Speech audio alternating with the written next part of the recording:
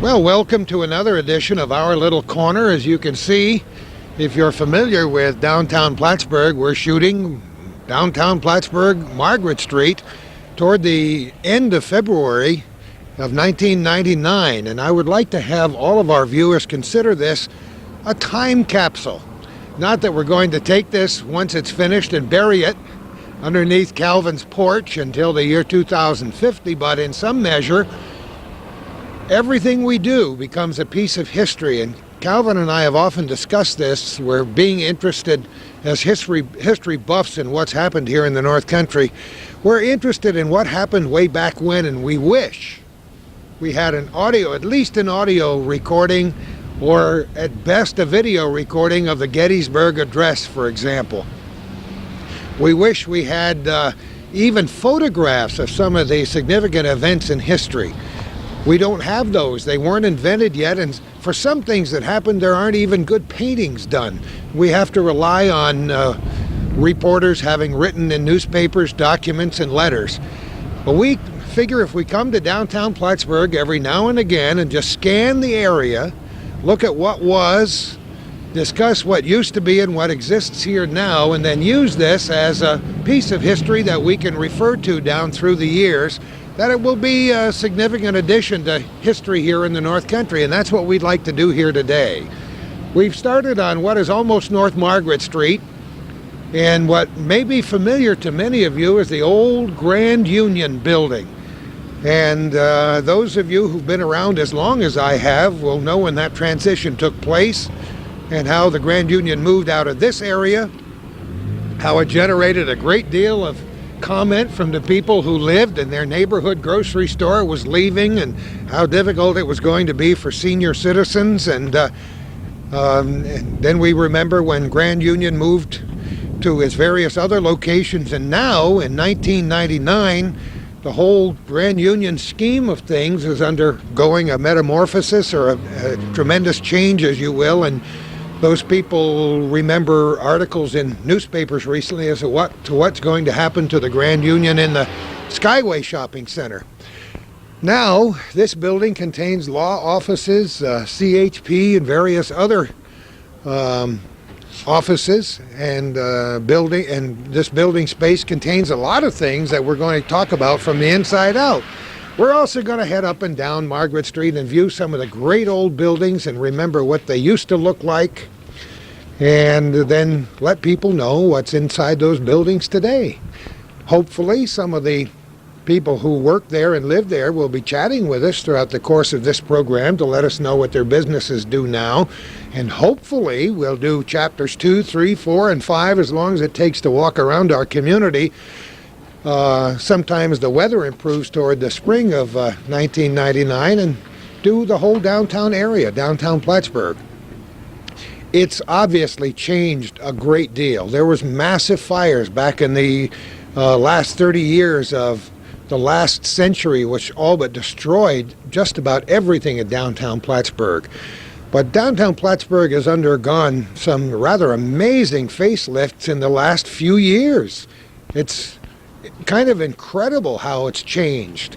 A lot of center cities find it difficult to attract not only businesses but people to take advantage of those businesses for all the obvious reasons, as the core of these various small communities in large cities has changed, pushed outward, as in spokes, into the hinterlands, places like major metropolises. When the word mall became invented, and especially enclosed malls, downtowns had to change a great deal. Well, this one has, for many reasons, but there are still a lot of very viable businesses in downtown Plattsburgh. Organizations have settled here. There's very little spare property, as you've been hearing if you've been paying any attention at all to newspapers and other media in this area. So the properties are being utilized. We're going to take a look around and see what we can see, and maybe give you a different view than you've had in a while of downtown Plattsburgh on Our Little Corner.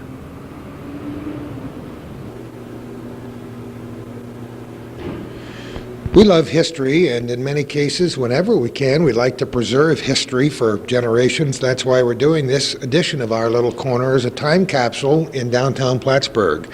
Many of the old homes, businesses, and buildings that have been around for over a century are still here, and are still obviously almost the same as they were way back when. A lot of the buildings in downtown Plattsburgh have undergone amazing changes, and this is one of them. We walk inside the door and we see what appears to be a homemade bench with the name Rebel Hicks on it. Goodness knows where this church pew might have started out and how many people have knelt in front of it or worshiped from it over the years.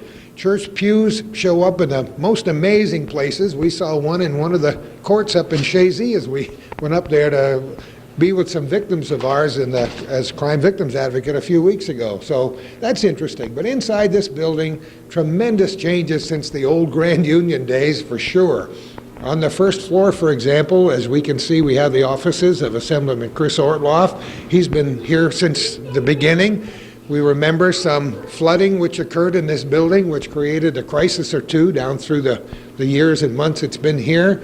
We have Adirondack Physical Therapy, Kaiser Permanente Health, which the name may not be familiar with some of our viewers yet.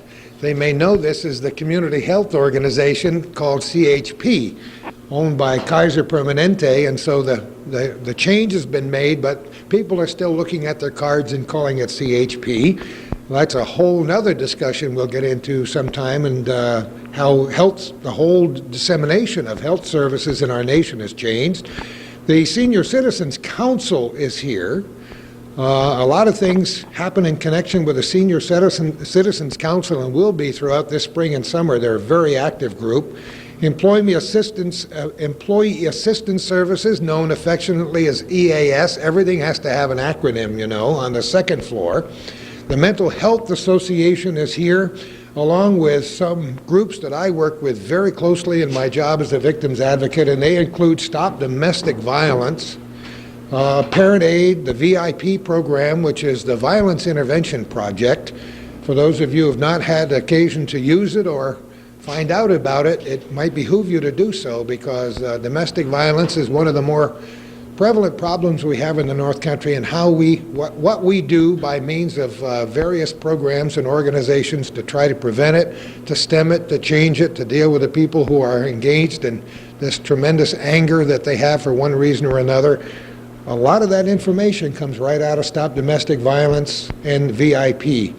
Independent Living Center is here. Doctors' offices are here, and various organizations have come and gone since this building was erected some time ago and added onto. But boy, it is a busy place, and all you have to do is try, as we did, to find a parking space in downtown Plattsburgh to realize that downtown Plattsburgh is not dead. Far from it. There's a lot of activity going on. One of the major structures in downtown Plattsburgh, and we'll take a look at it later, is the Clinton County Government Center. Another place where it's very difficult to find a parking place unless you get there bright and early in the morning, because it's a very busy place. And Clinton County, since we're using this as a time capsule, is very busy trying to decide where different parts or offices and organizations can move to, so that the space is better and the parking is better. There's been a great deal of talk about Plattsburgh Air Force Base on many fronts, and how we can use the property into the future, and how, again, as I mentioned, how little spare property there is to buy in downtown Plattsburgh or to use by anybody. It was a major discussion in the Plattsburgh Common Council meeting, for example, in the most recent Common Council meeting, and will be for a long time to come. Well, if you don't mind, since we've warmed up a little bit and Calvin's the only one with a warm coat on, we're going to make our tour through downtown Plattsburgh and hope the wind dies down today, and give you a little different view than you may have seen in quite a while of downtown Plattsburgh and the program we call Our Little Corner. Yeah, we're just going to be standing right here in the lee of the wind, as they say, in downtown Plattsburgh at the intersection of Cornelia Street and Margaret Street in downtown Plattsburgh. You're getting a view of some of the rather ancient buildings that have been preserved and rehabilitated few years back, there was a facelift for a lot of the downtown buildings, which truly improved the way it looked. There was also tremendous change made down behind some of these buildings, behind Margaret Street, as we go a little bit further south, in a street that's now called Durkee Street. And it became rather nice with a clock, with the ancient looking lamp posts, with the farmer's market, which has been very busy. Some of you viewing this program now are probably in your 80s and 90s and maybe even older. I love it when we see newspaper articles and television shows about senior citizens who make it to the age of 100. Our good friend Shan Moore, as we call her, Suzanne Moore, did a beautiful piece about a woman who made it to well over 100 years, who had a subsequent generation, a little baby in her arms, and had a terrific line about how the hands from the great or great-great-grandmother, whatever it happened to be, to the little baby were over a century apart in age. And that really struck home to me. But those people who are viewing this program who've been around have seen a lot of changes in your lifetime here in downtown Plattsburgh.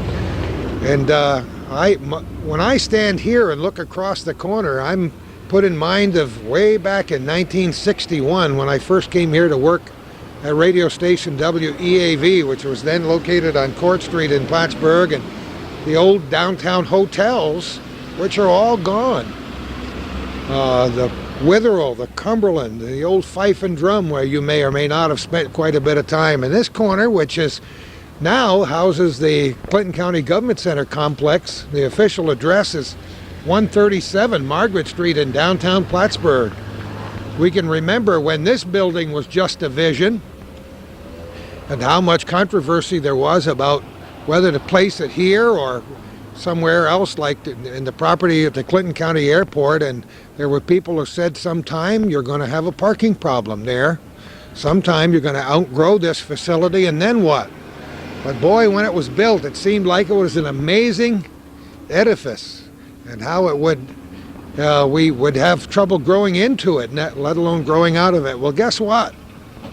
In early 1999, Clinton County is growing out of it and has made some amazing changes at the old jail, the old courthouse, two great historic buildings here in downtown Plattsburgh. Some beautiful renovations have taken place there, and that space will be utilized for various offices and for lots of things that are happening here, including conferences in downtown Plattsburgh. What I'm trying to say is that although the face of downtown Plattsburgh changes, it's certainly not, it hasn't been degraded over the last few years. On the other hand, it's been changed a great deal. A lot of things have been tried. There were trees planted. There's still a tree project here going on in downtown Plattsburgh, which will add to the beauty of it. Businesses come and go. We're standing on the corner in front of the Champlain National Bank. We could do several programs just on how banking has changed here in the city of Plattsburgh, in Clinton County, and our nation over the years. Sometimes we're hard put to remember the name of our own favorite financial institution, because there are so many mergers and buyouts among banks, and some of our friends go from one bank to the other like car salesmen, and where they start their careers is not necessarily where they're going to end them. So there's a lot of change in the banking business. There are some banks that are represented here in downtown Plattsburgh still, several of them, and there always have almost since the beginning of our community. As we take a look at City Hall, for example, across the intersection down there, you can see Clinton Auto Parts building on this side. There's another building that's been very much in the news recently. It's housed an auto parts store for many, many years, but there's been a great deal of talk about the city taking that building and moving into it. City Hall itself, tremendously interesting building. For those of you who are fans of this program and its predecessor with the late Bob Venn, you know from interviews with Keith Hercolo, the city clerk, and others down through the years, that this building has a wonderful and colorful history. The dome has changed colors a few times. There's been controversy over the kinds of paint that were used to restore it. The third floor auditorium and that building underneath that dome is a labor of love for Keith Hercolo, whose name I mentioned a few years ago, and thousands upon thousands of volunteer hours to restore that.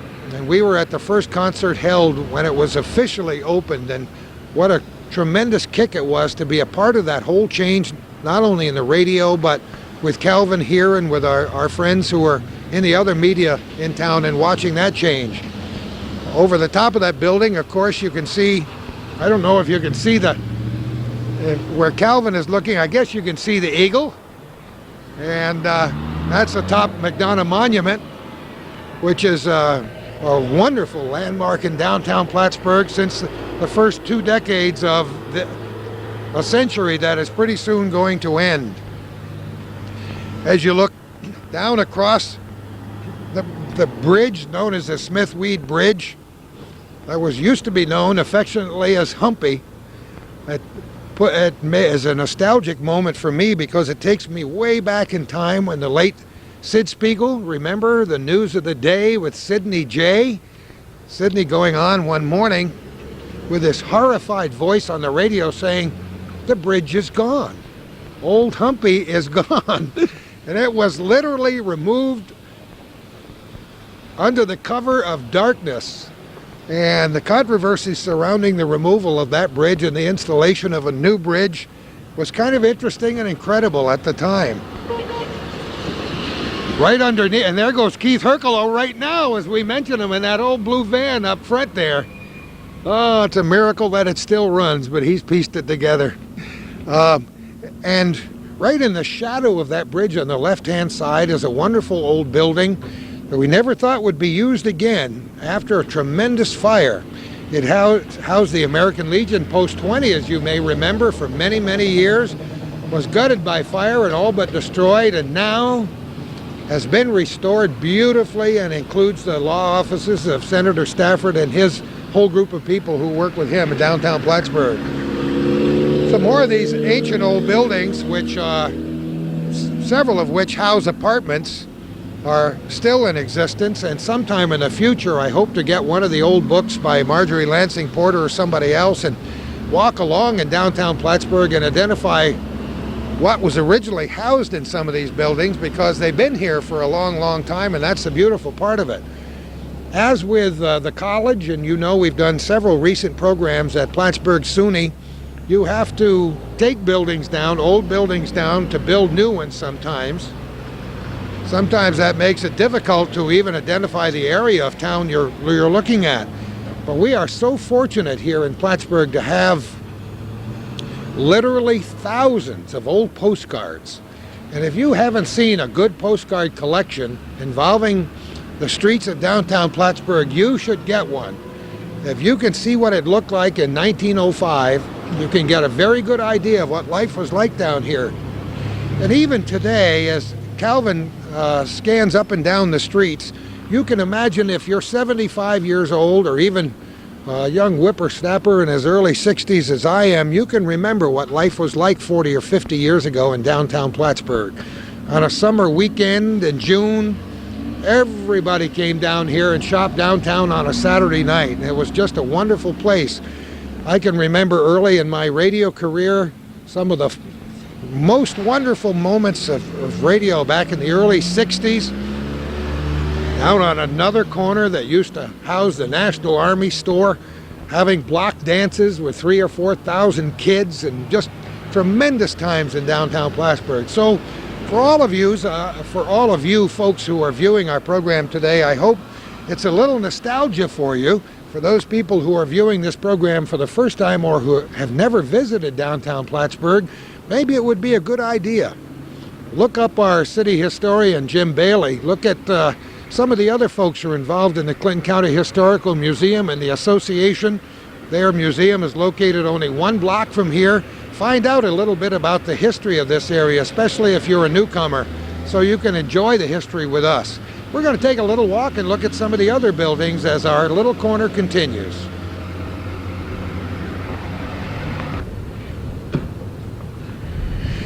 Banks, restaurants, coffee shops.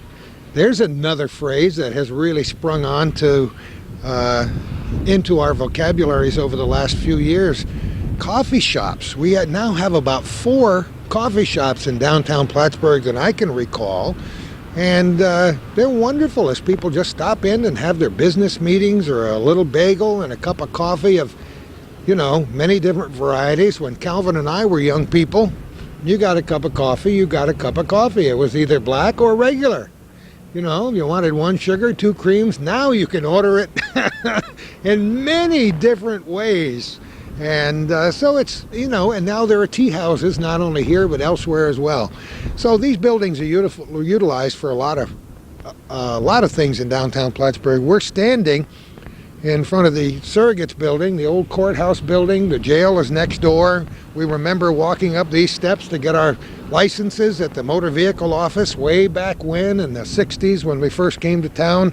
Clinton County Office for the Aging is right inside there, and this is the organization that you hear a lot about. Our senior friends know all about it. The younger people will learn all about it. If you see this program aired before the month of March, or even during the month of March in 1999, you know that it's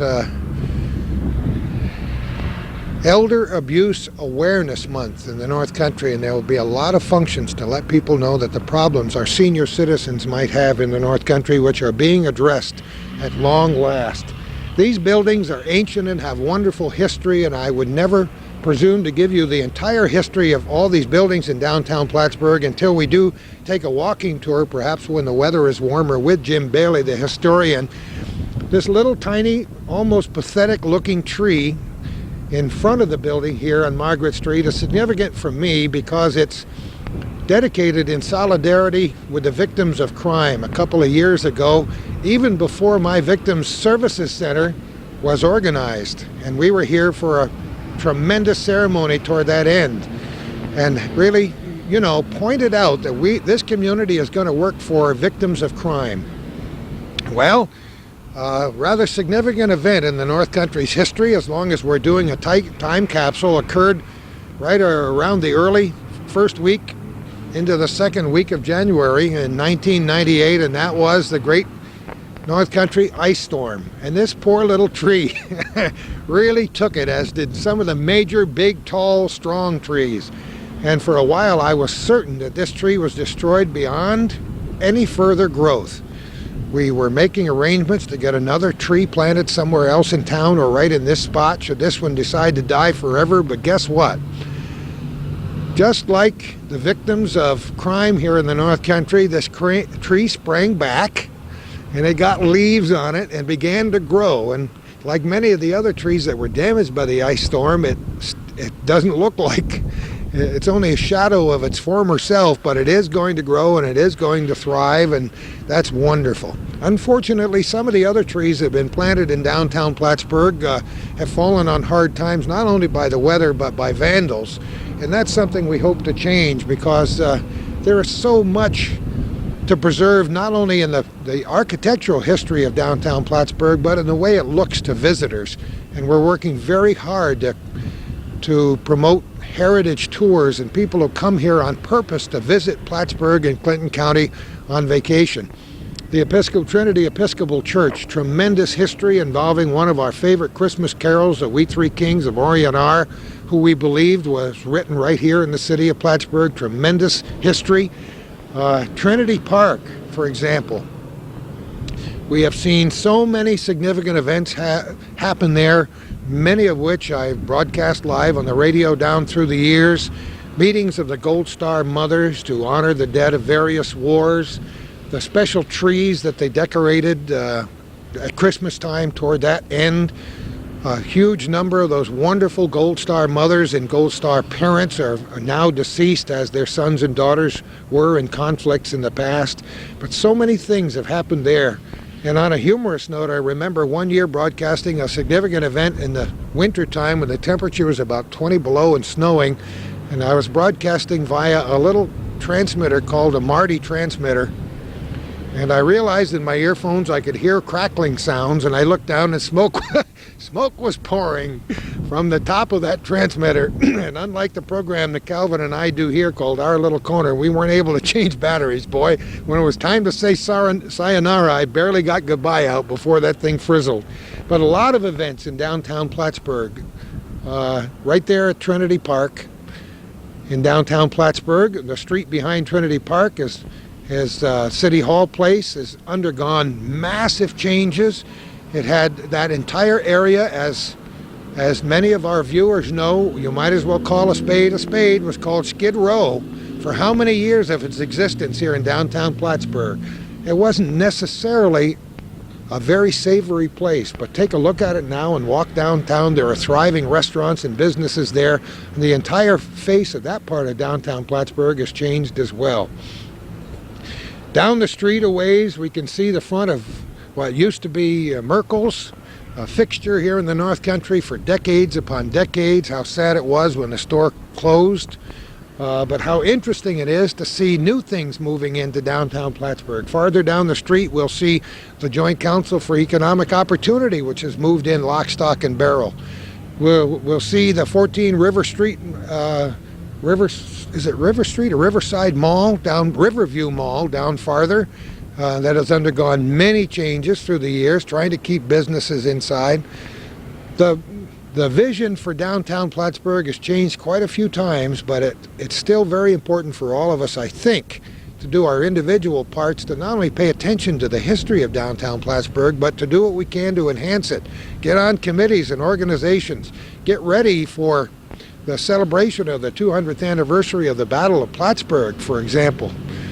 That's something we've talked about because we are going to bring a lot of tourists in down here, and they'll want to know about history. And if you can be your own little tour guide and learn a little bit about history to tell your friends and neighbors who come to visit then or anytime in between, that's wonderful. We'll take a walk a little farther down the street and let you know what it's like in our time capsule of downtown Plattsburgh. What sacrifices we make to bring you this program on Hometown Cable. Calvin's bent all the way over backwards to get that view up there. And what a wonderful view it is. Top of the old courthouse building erected here in downtown Plattsburgh in 1889. The history of jails in this community is not known to everyone, but this is where the jail was when I first came in here. The Sheriff's Department was located here. Now the Health Department is located here. A lot of changes in all of those things are taking place, but we're near the intersection with Margaret Street and Court Street in downtown Plattsburgh. As I told you before, the old Cumberland was over on the corner, and Court Street housed the radio station WEAV for a long time, right up the line, in a wonderful old-fashioned type facility. But Calvin and I reminisced as we walked across the lawn of the old courthouse that this is where we viewed how many tremendous parades, not the least of which was the Bicentennial Parade in 1976. I don't know how many of you were here at that time. I spent the 4th of July in 1976 on Cape Cod, enjoyed a lot of the tremendous history around Sandwich, the oldest organized community on the Cape. Well, many of you enjoyed it here and were able to see the tall ships come up the Cape Cod Canal. But we have had so many memorable parades here in downtown Plattsburgh. And the viewing stand, the reviewing stand, has almost always been right out in front of the courthouse with throngs of people all over the place enjoying that during much better weather, I might mention. A lot of things happen in downtown Plattsburgh that didn't happen years ago. Among them, the Mayor's Cup activity, which we all enjoy, and other historical events, including that Battle of Plattsburgh celebration, if you want to call it a celebration. We're trying to add to people's appreciation of the importance of that battle in the War of 1812, which is almost a forgotten battle and a forgotten war in the textbooks of our young children all across the country. If we can create an interest here around the city of Plattsburgh, Clinton County, and the North Country, I think that we can generate more interest so that people across the nation will understand the significance of that battle and therefore come and visit us, and we can preserve that history in a very real way that'll add to the economy of Clinton County. It's a tremendous place. If Calvin had the energy and we had thought about it ahead of time, I guess I'm glad that we didn't. We could have got the keys from Jim Bailey and struggled our way to the top of McDonough Monument and taken a view through those little tiny windows up there. I don't know if you can see them from here. They're very small, and got a bird's eye view of not only the downtown Plattsburgh, of which we're doing this time capsule today, but Lake Champlain and Cumberland Bay, and this wonderful lake that has so much history involved. Now it's frozen over, and we're waiting for all the ice to melt and hoping that no more ice fishermen go through. I'll never forget former Attorney General Bob Abrams when he first came up here, and we were doing something significant on the lake, and we're talking about when he first came up here, there was ice here, and he saw all the shanties out there and asked what they were. Not familiar with ice fishing on Lake Champlain. It was explained to him, and he found that tremendously fascinating, and now we accept it as a way of life. The thing that interests me, I've never had any personal interest in going out there and freezing my backside all day long for the sake of fish, and fortunately I have enough kids and friends who ice fish a lot and supply us with all that good smelt and that perch every year, so I don't have to suffer through that. But it's a way of life in the North Country, and the biggest fear is of people going through the ice. I think I saw a picture in the paper today, as we record this on the 26th day of February 1999, of somebody with a travel trailer, about a 20-foot travel trailer out in the ice. This guy was fishing in comfort, believe me. He was going to have himself a hot lunch when he got through. But ice fishing on this lake and many of the others of the North Country Lake are just things that we recall. We can almost see Cumberland Head from here. We can see in the far distance the mountains of Vermont. And we think of the way downtown Plattsburgh has affected us, and me personally in the news business down through the years, and as a private citizen of the North Country. We've talked about how great it is to live in an area this size, a community this size. And now I think by looking at some of the buildings, some of the streets, and some of the people walking those streets, I think maybe you get an idea, no matter where you live, how nice it is to have a hometown that you can call your home and come back to. And how many people do you think who came to visit here to work on the former Plattsburgh Air Force Base, who moved, have always dreamed of coming back? And we hope through one reason or another, those people who are viewing this program will call those folks and say, hey, why don't you make this year the year you come back and make your pilgrimage to Plattsburgh and Clinton County, and we'll show you around. We'll move once again and try to find a spot that's out of the wind as we continue our time capsule in downtown Plattsburgh.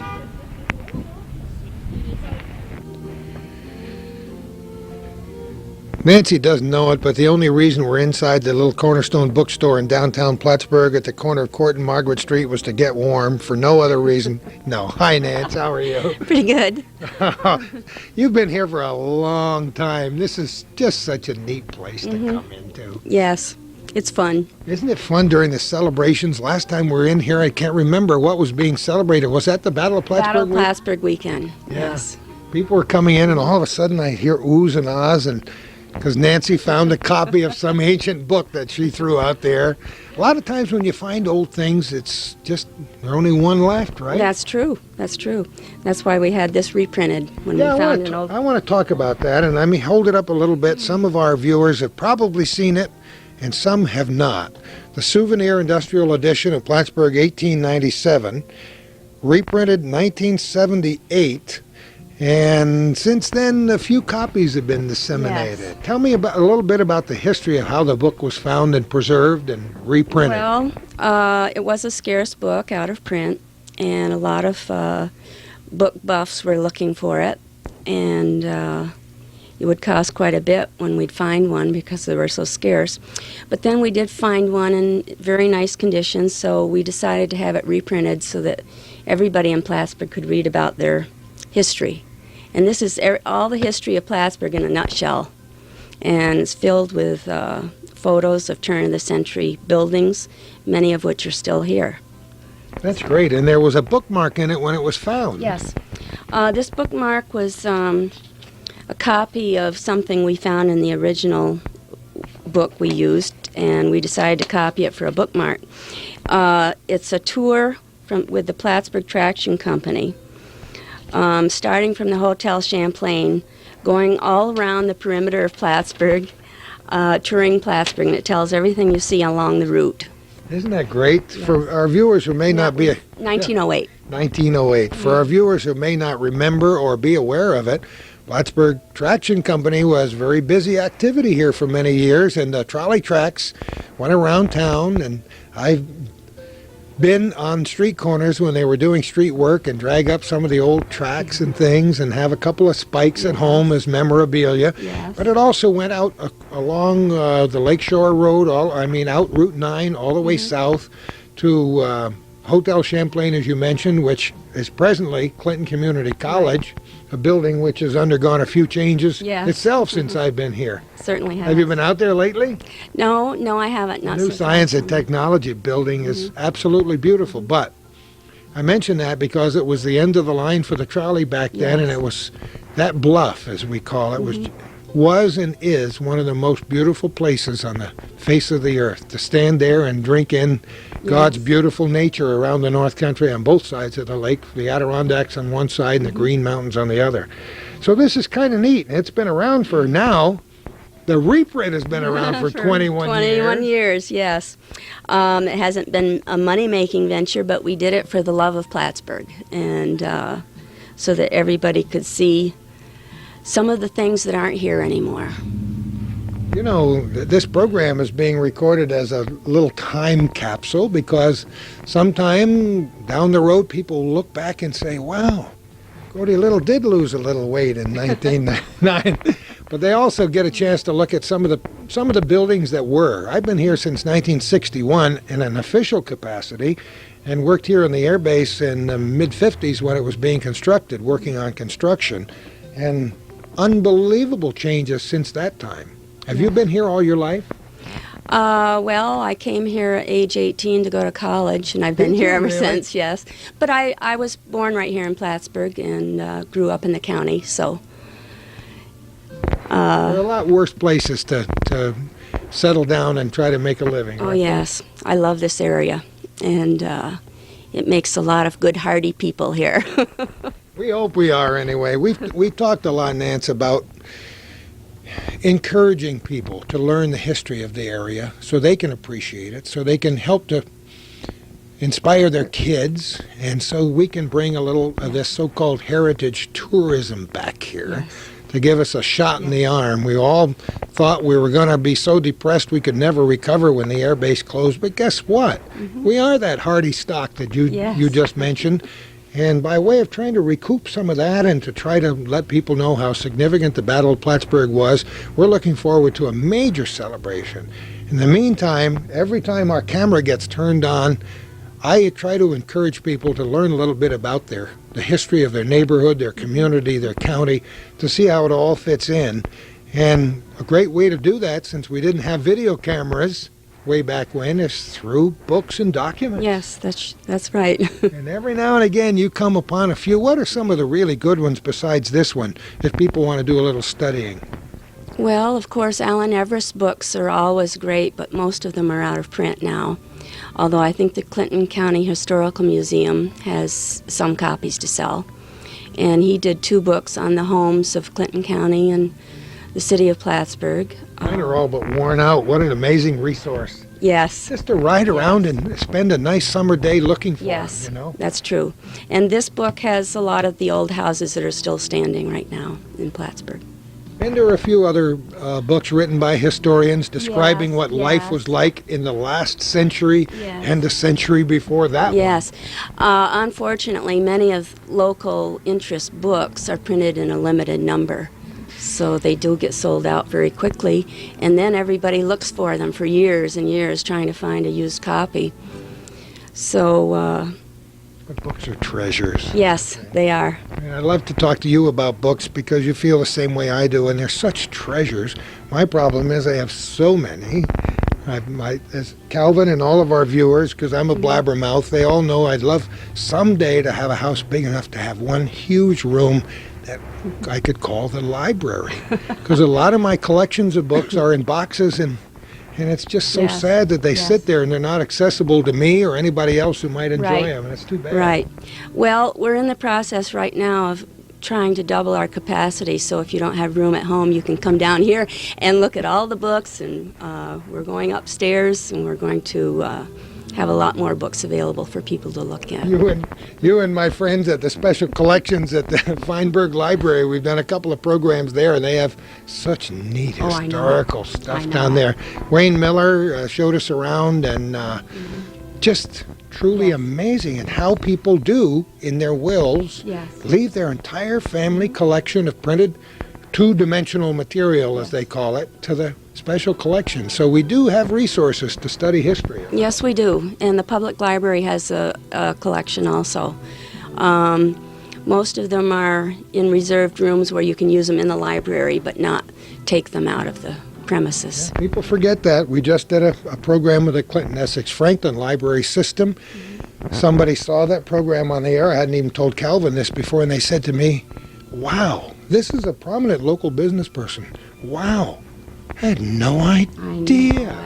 I know it. And these people are telling us, oh, there's nothing to do. We don't know where to study the history. All you got to do is get into the little nooks and crannies. Yes, they used to teach it in school in the late 1800s as a course.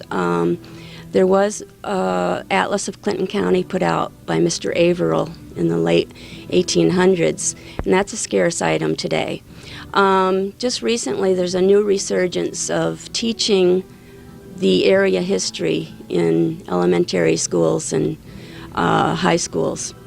There had been a lapse for quite a few years, and now they're teaching it again, and also teaching extension courses for adults to sign up for on area history. And you know, my only comment to that would be it's about time. Yes, because our history is our wonderful resource here, and it's just great. Well, not only here in the city of Plattsburgh, but all over Clinton County, and not just because of the focus that we spend a lot of time on the Battle of Plattsburgh, but for many other significant reasons. I mean, you know, Plattsburgh has been the hub, and it's just charming for me to look at some of these old buildings and to think of what they used to be and reading some of the old books.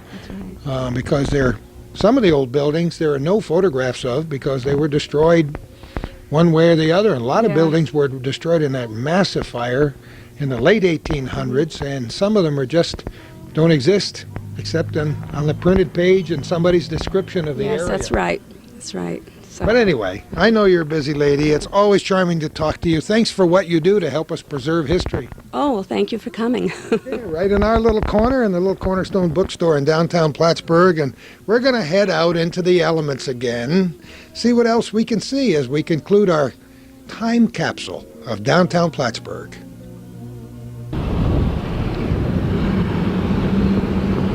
Oh, great view of where we've been.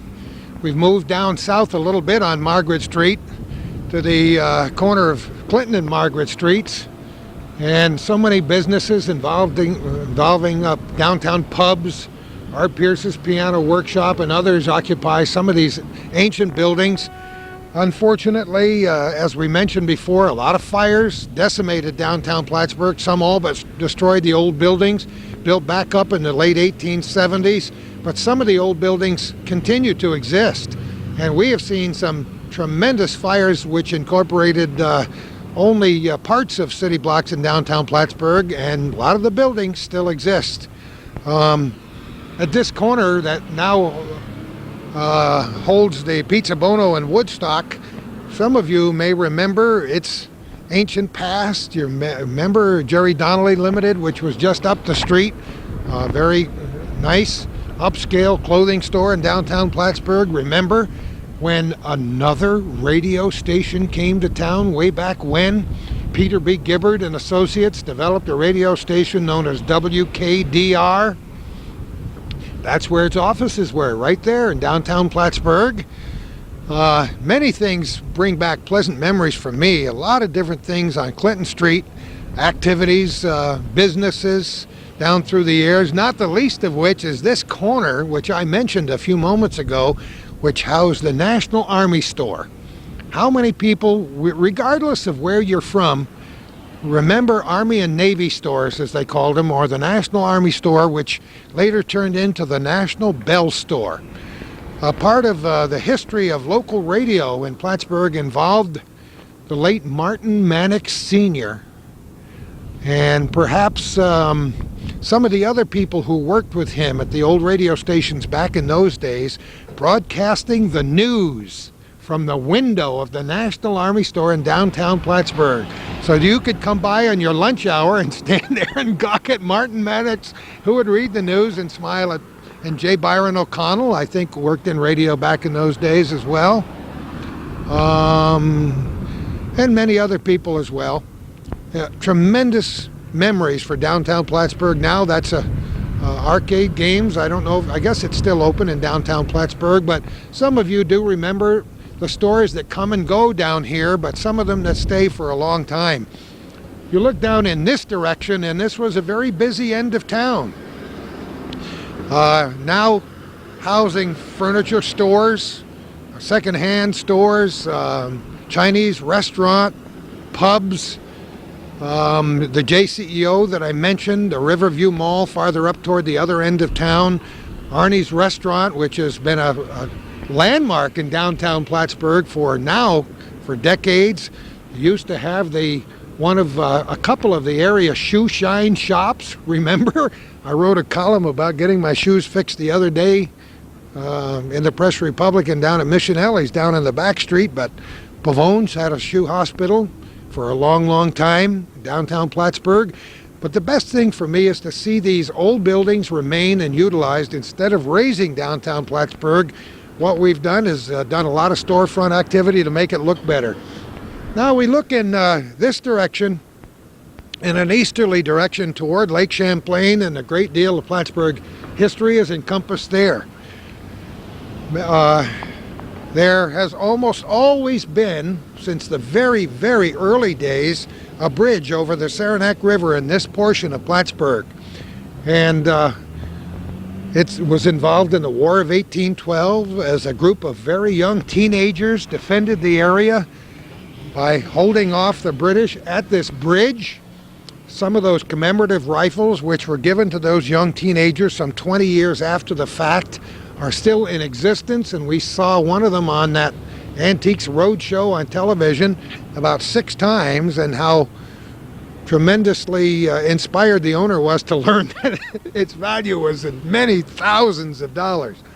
But also down across Bridge Street and down toward that end of town is are delicious views of Lake Champlain, the home of the former Dock and Coal, which is a whole different aspect now, and a local restaurant, the home of the Juniper Boat Tours and our good friend Frank Pabst, who's been the subject of interviews on this program, the wonderful old D&H Railroad Station, which has undergone many changes over the years but still exists in people's minds and as a matter of fact.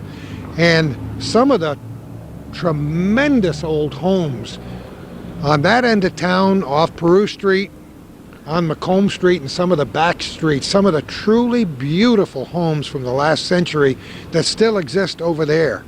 A lot of changes in the activity inside these buildings on both sides of Bridge Street, as a matter of fact. Many of those were destroyed in the fire in the 1870s and were rebuilt and had different uses down through the years.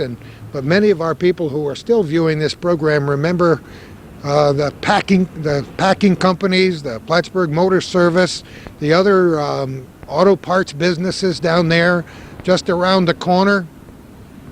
Falcon, as you can see, all their Falcon cable television. You can see all the towers and the dishes that are in existence there.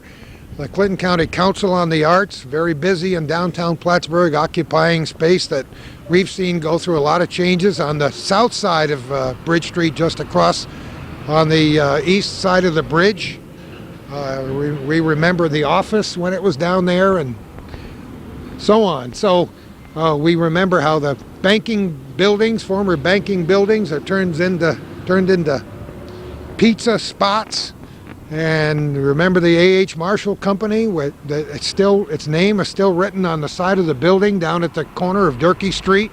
That now is the home of affordable furniture. And a lot of these buildings, which are attached, date way back into the last century, and they are absolutely charming. Believe me, if you were to drive in downtown Plattsburgh 30 years ago and looked at these buildings, you would think they would be ready to fall down. But see how the storefronts have been spruced up? See how the brickwork has been retouched? You can see how they've been painted. So they're still wonderful to see. Down a little farther, you can build federal building located. Remember where the post office was located back in the old days in downtown Plattsburgh, and that federal building? Just before we finish our program, we'll take a little walk in that direction and give you another view as we continue our time capsule in downtown Plattsburgh.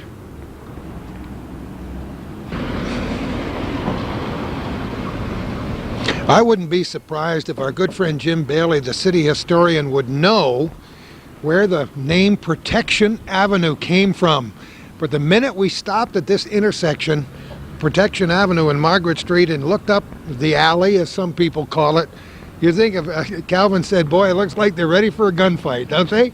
It's amazing. That little alley's been the scene of a lot of activity, which made the newscasts that I was involved in down through the years. And it's interesting to look at the backsides of many of those old buildings to see what the facades look like up above, to see the old metal fire escapes, and to know that there are still apartments and businesses occupying many of these buildings in downtown Plattsburgh. Very interesting to look at over Bojingles and look upstairs and look at the corner of these buildings. As I told you, they've been repainted and they look better, but it's not a square corner unless it's an optical illusion. As I look at the corner of that building, it's looked like it's squeezed in almost like a piece of pie.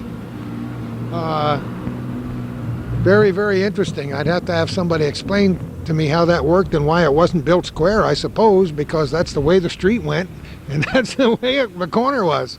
So they built it according to that. As we look down farther, you can see St. John's Church.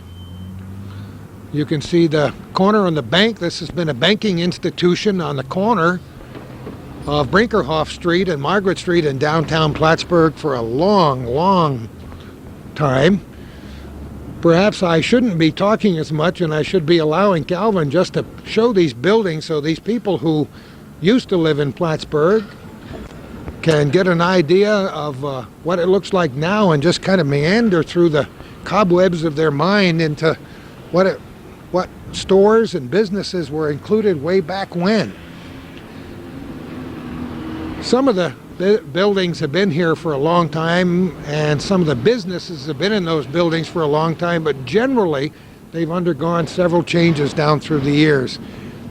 There are still empty spots in downtown Plattsburgh, as there are in malls and other facilities, but they do their best to keep the buildings filled and busy. It's kind of a busy place as we're taping now. This is during the noon hour, and a lot of our friends from the office buildings pouring out to go to their favorite little restaurant or pub for lunch. As we approach the intersection with Brinkerhoff Street, there are many other pieces of history pop into view and pop into our minds. The federal office building. Anybody over 40 years old probably has been inside that building. If you've built around Plattsburgh now for many years, it's still right there. It still holds many of the offices. Recruiters and so on have moved out of there, but other things are still in the federal building. The what? Including the IRS? Yeah, did you have to bring that up? It's not even April yet. I don't want to think about it. Right up the street from that, of course, the Strand Theater. One of several theaters in Plattsburgh. This one holds tremendous fond memories for me, including the wonderful old organ that used to be in there and the shows that they had for kids way back in the old days.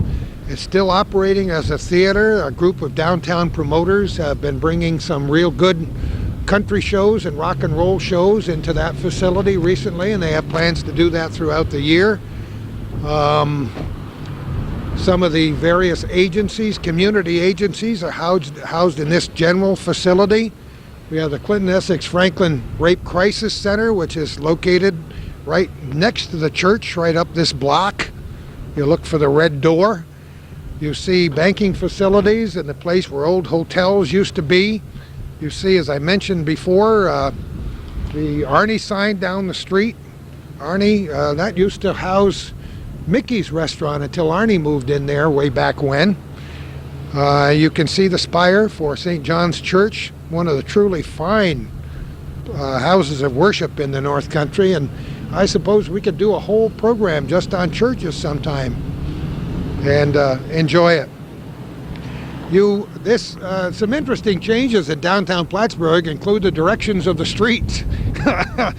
We're back to two-way traffic.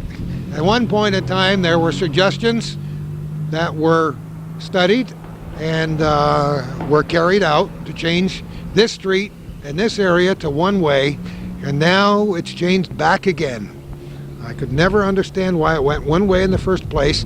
We've always had a friendly and sometimes not so friendly competition with Burlington across the lake. And things have developed in an entirely different way in the city of Burlington and their waterfront than they do here in the city of Plattsburgh for a lot of different reasons. Not that one place is better or worse than the other, it's just that the rate has been different and the ideas have been different. At times, some people have thought down through the years that they would like to create something like Church Street here in the city of Plattsburgh, but it never quite worked out that way. Suffice it to say that the way it is now with two-way traffic and quite a bit of parking in downtown Plattsburgh, that it is utilized. And when the weather gets better, you'll see a great deal of activity, not only during the summer, but during the fall and winter months as well. And that's kind of good to see. Toward the other end of town, you'll have an intersection with the other street that runs east and west, and that's Broad Street. The next street that runs almost parallel to Margaret Street is Oak Street. That's still one way, running north and south. It's the home of quite a number of things. You'll see the YMCA on the corner. You'll see the Plattsburgh Public Library. Next to that, the Clinton Essex Franklin Library System, the Robert S. Long Apartments, a wonderful facility for seniors, one of several in our community. And the clock on the church up there, which is not always right, but wait a minute, let me check. Son of a gun, it's almost right on today.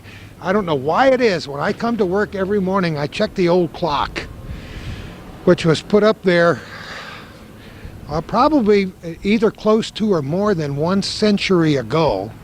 And how they keep it running, I have no idea. Maybe they've changed it to digital works on the inside, but I doubt it. I'd hate to be in charge of that. But take a look. If you haven't had time, take a look through Calvin's eyes and the camera of Hometown Cable at that wonderful spire, which is visible for many miles around. When I get back in the community and I see the church spires, I feel like I'm home. Imagine what the job might be to do work on that steeple, huh? Did you ever dream you wanted to be a steeplechase? Not even close. The only other thing that's akin to that is me watching people who like to climb rocks at Poca Moonshine and other sheer faces, and I can't for the life of me understand why they would want or need that kind of a thrill. But this is that's a job that I probably would not anticipate doing. I would like to do a program sometime on weather vanes, because there are many weather vanes still on old buildings in the North Country, and I've seen some rather neat collections of old weather vanes at museums from time to time. And every now and again I'll just happen to glance up and see a great weather vane and wish I knew its history. Some of them work and some of them don't work. You're looking back north on Margaret Street and you see the Chinese restaurant, the Singer store, and many of the other buildings, and I hope you're getting the kind of perspective that we like. We've seen at least 200 of our good friends coming out to see what's going on. Around behind us, there is now a connection that's been here for a few years between Margaret Street and Durkee Street, and it's a nice little meandering walk, so you can park your car, excuse me for walking in front of the camera, you can park your car down in the city parking lot and walk up here to shop here. You can go and shop, you see it looks like an old ancient fairgrounds from the 1800s when you look at the flags in the air and the top of the farmer's market on the other side of Durkee Street. But it still exists down there. Maybe we can take a little walk down the pathway and take a look at Durkee Street and wrap up our program and talk about it as we go, because this has been kind of a dream of some of the city fathers, including present Plattsburgh Mayor Clyde Rabideau, a young mayor who came in here with a lot of energy and enthusiasm, and he's had his friends and he's had his detractors for one reason or another, but no one can take away from the fact that the man had a dream and he pursued it in terms of designing the Plattsburgh Farmers Market and making Durkee Street in this part of downtown Plattsburgh an interesting part of what happens here during the summer and at other times in the year. As we walk down this little meandering walk between the two streets, we come down behind a building which presently houses the Joint Council for Economic Opportunity, which has central offices here and outreach centers all over Clinton County, and which does so much for people here. And you see a little sign on the wall there that says JCO Food Pantry. That is a panacea for people in trouble who don't have enough food on the table for themselves and their families. Come down here and take advantage of the food pantry operated by the JCEO. It's a good opportunity also for you to get a view of some of these beautiful old structures that have been here for a long time. You can just imagine what it was like when people laid the bricks for these buildings in a century that doesn't even exist anymore, and very soon people will be saying the same thing about the 20th century. You see this neat old clock? Guess what? It's not very old, but it looks that way. And it's part of a facelift that was undertaken over the last couple of years on what is now called Durkee Street in downtown Plattsburgh.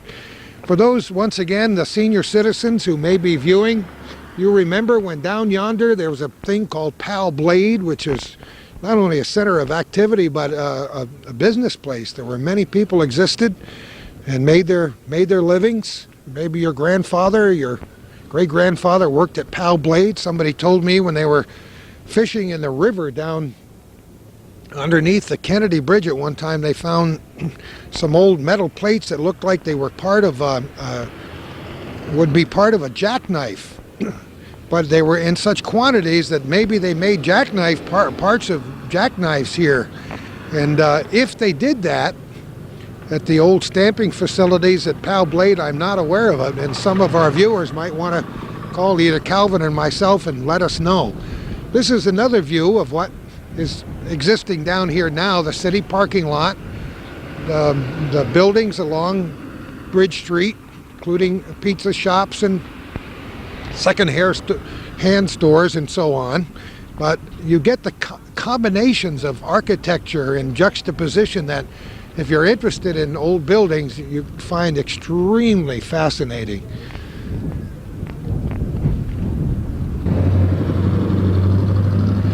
And we're standing at the corner of Bridge Street, City Hall Place, and behind us Durkee Street, where we were just standing for our last portion of this program.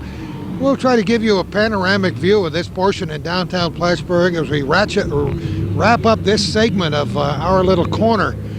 We've designed this as kind of a time capsule. It's something Calvin did with the late Bob Venn back in 1989 for Streets of the Northern Tier.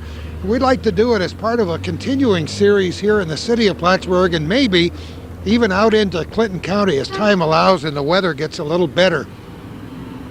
I hope you look forward to subsequent programs. Perhaps you're even making a videotape recording for yourself of this program for posterity, because that's what time capsule means. When you stop to think about it, as I mentioned at the outset of this show today, everything we do is a part of history, because what I just said is now in the past, if you think about it. And if we had had things similar to this many years ago, it would give us perhaps a better understanding about what life was like in 1999. Especially important, I think, as we launch into the new millennium and a new century, if we're all lucky enough to see it. What an exciting time it will be. And even better in the year 2010 or 2020 to put these ancient VHS tapes into whatever kind of machine we might have back in those days and play them and say to our grandchildren and our great-great-grandchildren, here's what life was like in downtown Plattsburgh. So I think it gives us the best of all worlds.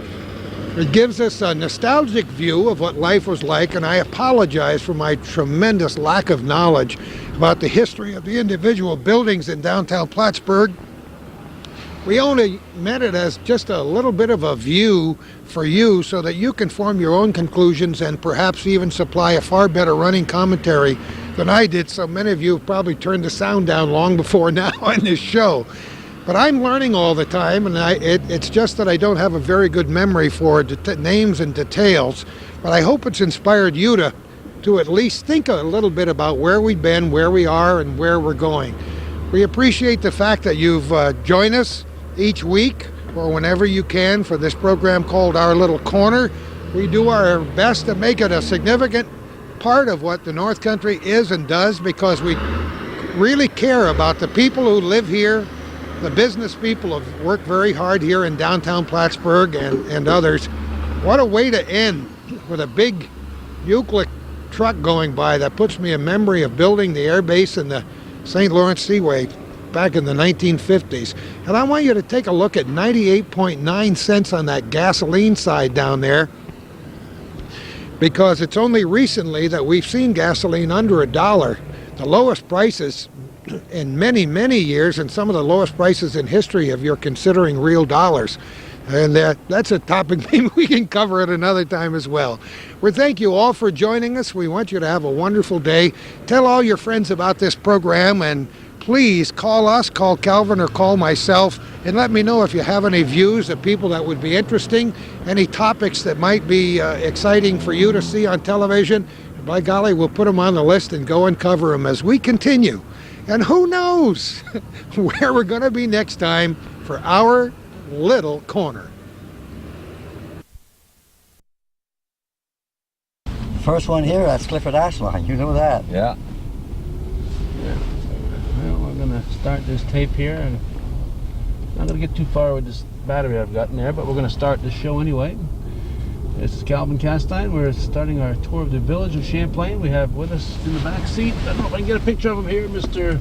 William LaBelle. And Dr. John Southwick is at the wheel once again for our final trip here, John. That one, he committed suicide. Yeah. This one by the convent where the nuns live. Bebo Bayshard here, huh? Lucas's house here. William Lucas.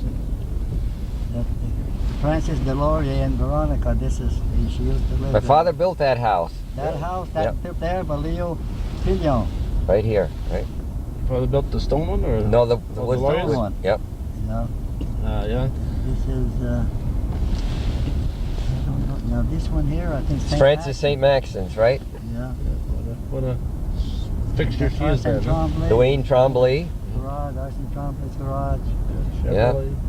I remember coming up here and DuPont right there. Yeah. coming up here to. Who lived here?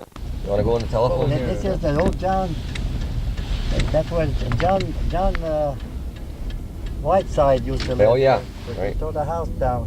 Whiteside, one of the original names in the town here, our community for many years. Look out. Oh my goodness, we almost got it on tape. It's like a Fox TV special, John.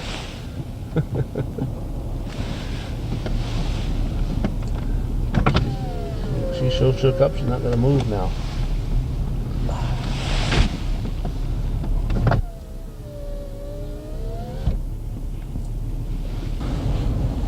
Alright, we're at the Champlain Telephone Company office. I just switched my batteries.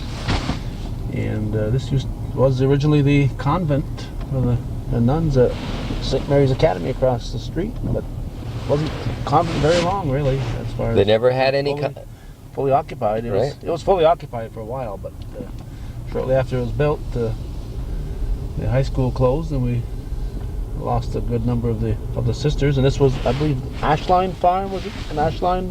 What? McRae, wasn't it? McRae. The farm? McRae's had that, but before that was John Whiteside. Yeah. He was president of the Champlain National Bank. In fact, I just heard from one of the descendants last year, Whiteside, that And he died, then the McRae sisters took it over for an antique. And this house on the corner here, that Dr. Briggs was home. When I was going to school here at St. Mary's, he was living right here, Dr. Briggs. Let's look out the right side here. Remember there was a store up here in this upper edge here. Was it Western Auto? Was yes, it here? Western Auto, Elmer Lucas. Before that was Oh no, it wasn't Elmer Lucas. What was it? Elmer had the Jimmy Glode's father was a place here, and this here was St. Maxton's store. A lot of stores through here. Jimmy Chevalier's, Kaufman's, Merch's Restaurant. There was so many through here. John, go ahead. Yeah.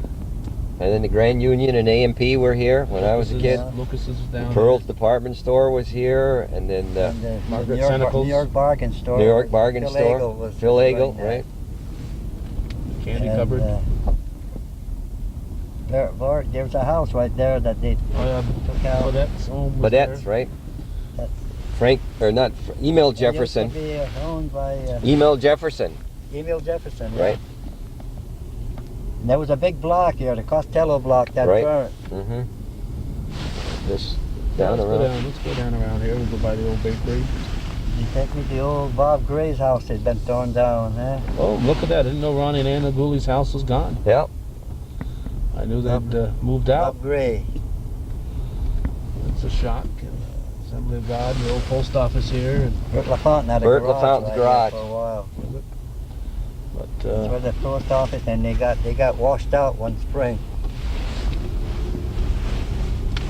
Pat Perry got washed out and burned out, and he rebuilt. Is he still there? Yeah. what was the town garage down this end? Was this where it was in this area? What was that stone structure there, Bill? Was there a mill of some sort? I don't know. It's always been there for as long as I can remember, and there's never been anything in it. There's trees grown in it and everything. I don't know. It must have been some kind of a. Wasn't the town garage down this street before? Where was the town garage before? Town or village? Town garage town. was shown? It used to be big long building right along through here, made out of stone. Oh, yeah. It was a livery stable. There used to be an archway here, Yeah. and there was an old couple that lived in it. No, two old sisters. And we used to deliver coal. We'd have to carry it by hand upstairs when I was a kid. It never. Percy Brassard lives right down there in one house down there. Oh, Henry Falcon's drugstore.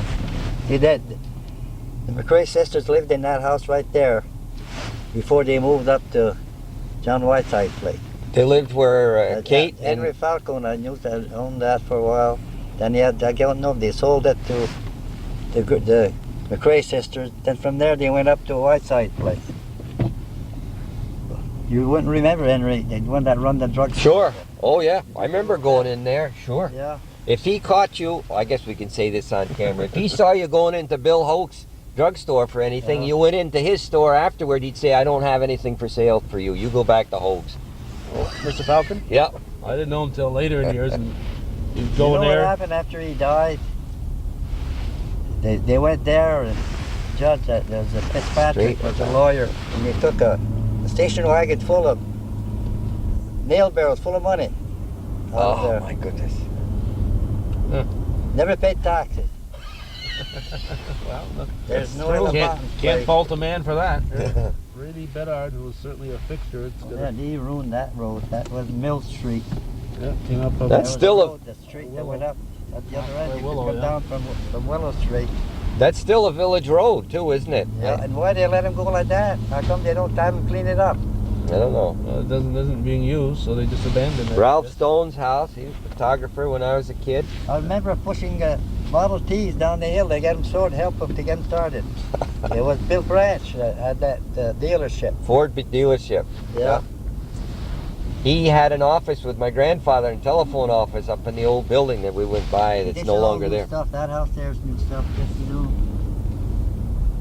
And the Yeah, coat on the we house is a Remillard.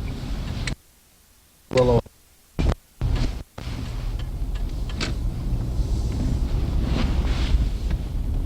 This house, I don't know, but I know the other one is Gilbert Godet was born there. This belongs to DeMarce. Donald DeMarce is living in there now. This one here was Gilbert Godet's place. This is Right Andy here. Morelli here in the corner, isn't it? And that one on the corner, when my brother Clarence got married, he lived right here. Fred Pecor owned that. Cooks. And that Dickie one's there. Dickie Cook lives here. Dickie and Pauline One Cook. of these houses here was built from the old gun club house that they moved down here. I can't remember which one it is. Raymond DeMarce. Raymond DeMarce lives here. Albert Ione Morelli live Albert here. Morelli. Raymond lives in this house here. Well, that must be That's the Raymond's place. right there. Raymond lives in that house You there. see, they moved the old gun club house down here. I think that's the one he's living in. But they, John and Barbara Wilkins live in this one. Now where is George Monette's house? Must be that one right there, George Monette. He's the one that blew up the cannon in 1917, just for the scrap iron, the cannon that was on the corner of Main and Helm Street. Huh. And there's Gerard Juno right Right? here. To live there. And this one here is Bonnie and Godet. And this Ron. side here is Orville Palmer.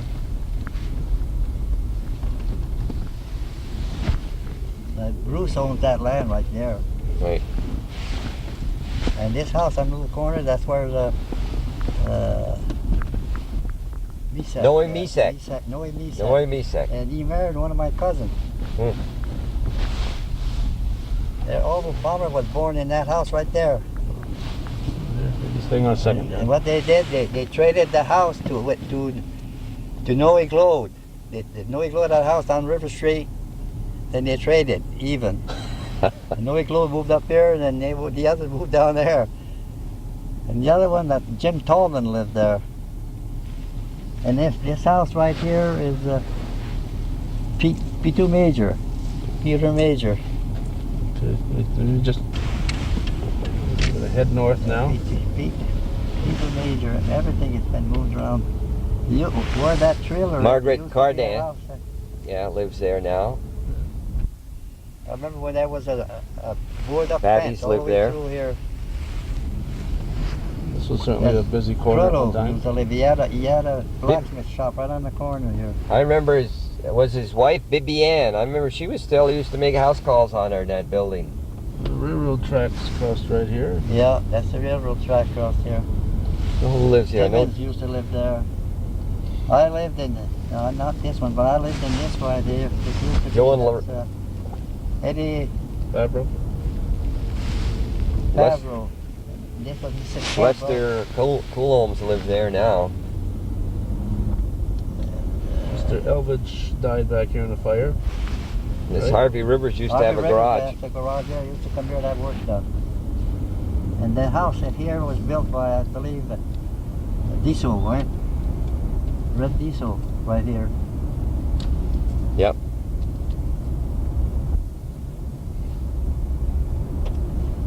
This used to be just a dirt road through Stephanie here. Brown's, or Report forwarded. The I old guess, Chalet Motel here. Mills' house is going, eh? You tear that down? Ribbon Mills? I guess so, Taking yeah. it down. Yeah. Right up here, they blew up that can around the flat rock right over here. Just enough to get the scrap iron. A cannon that came out of Fort Montgomery. is that right?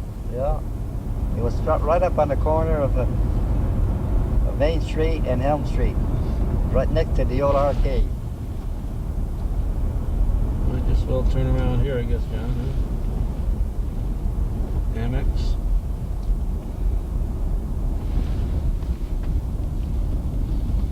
We are now making our 47th U-turn of the day. Big You're getting good at it, John. Huh?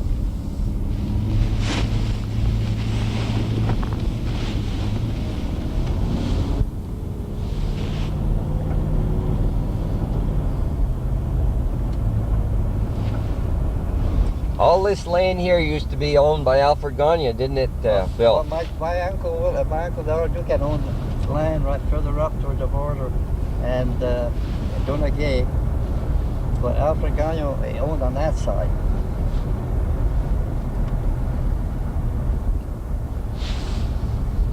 We are on Route 9 right here. Before the Northway came in, this was it. This was how you went north and south from New York to Montreal.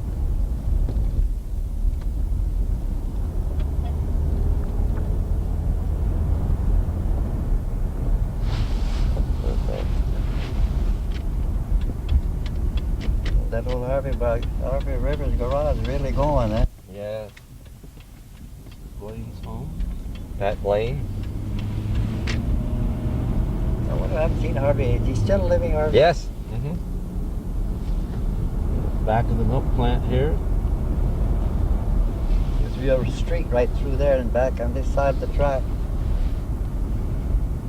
Milk station. When they took that railroad out, it killed all the business along there.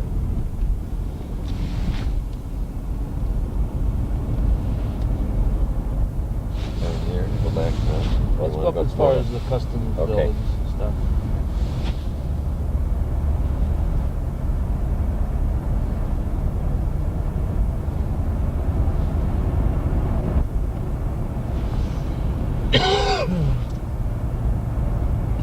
This is where the OTV office was at one time.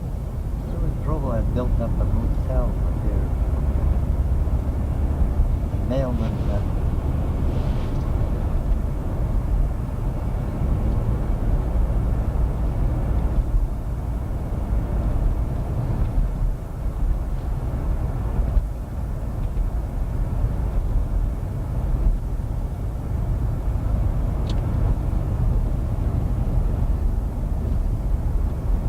Daringer Warehouse.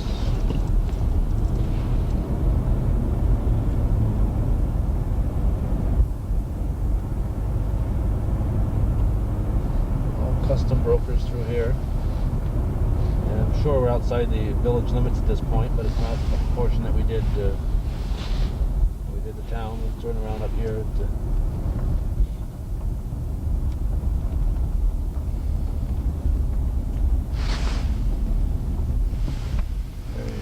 there's a house up there at the end there, John.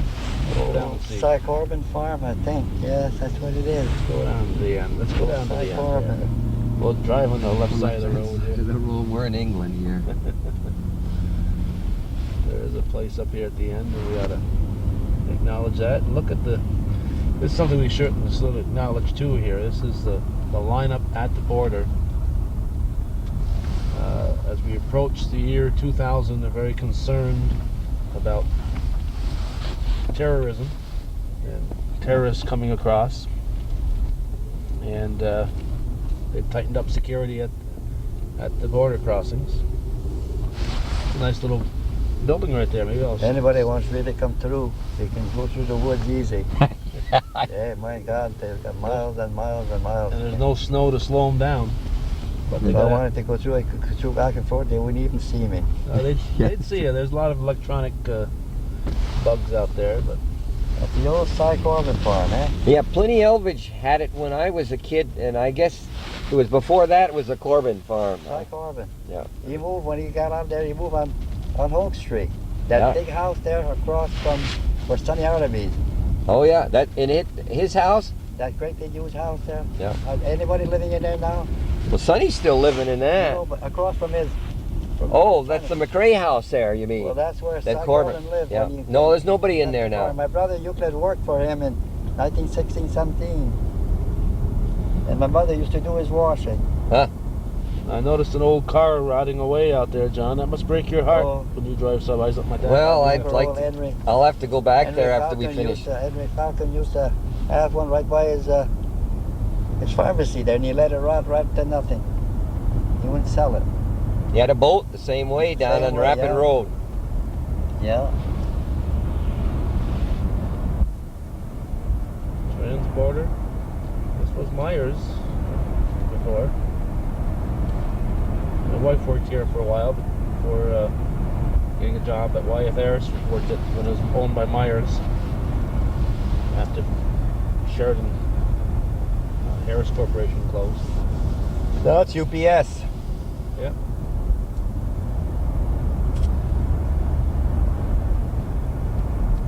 Carl Smith's businesses here, Peterbilt. Ambitious young man, does well.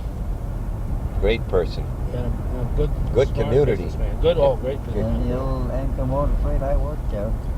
You did? You worked for Anchor? Yeah. Bill? Oh. I don't know what's in there I now. was taking care of the place at night. It's a warehouse. Isn't it owned by No, Bucky somebody- Boyer? Was it Boyer that bought that? I think so. I remember when there was a road right back there, well beside the track. When Raymond, Misha first got married, he lived back on that road.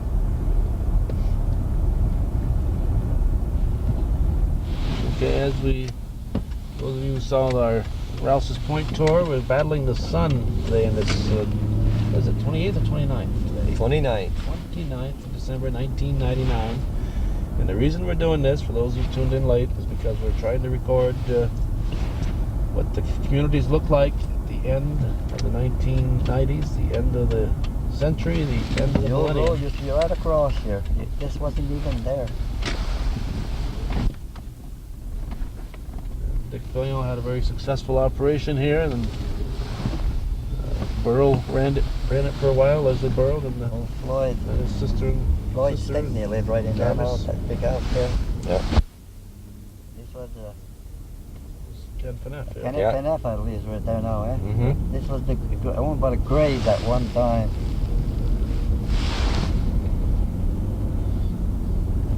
This here has been built, I think, rainy day. Right. Rainy day.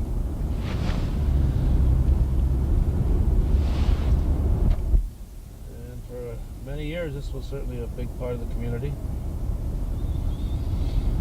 Dooley's Milk station. milk station.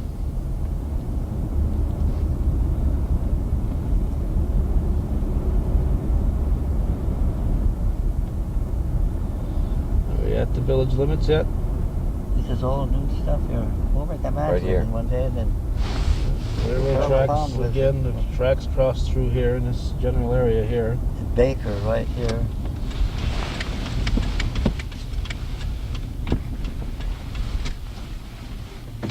Al's Tack Shop. Albert Baker. Okay, we're looking at the Edgertons and then the LaFontaine. Carl, Janine LaFountain. LaFontaine. LaFontaine. Okay. I've learned over the years that there Yeah. are LaFountains and there are LaFontaines.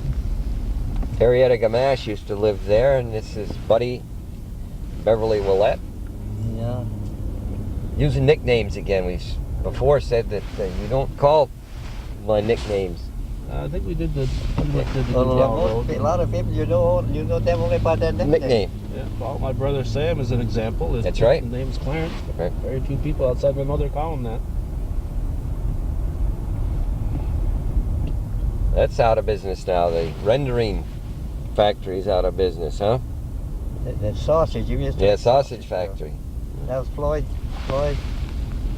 Was that owned by Dooley's at that time? Did he own that? Did Dooley own that when the milk station was in? I don't. It's possible.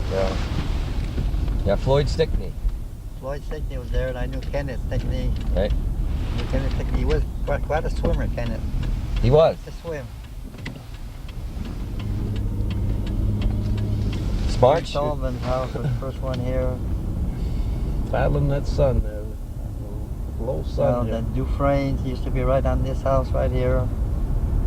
Henry Senecal on this house. Sonny Babby. Aubrey, Gamache. It's Gamache on the corner. Laporte. I And don't know. Remillard used to live here. Right? They used to have a mink farm right there next to the road.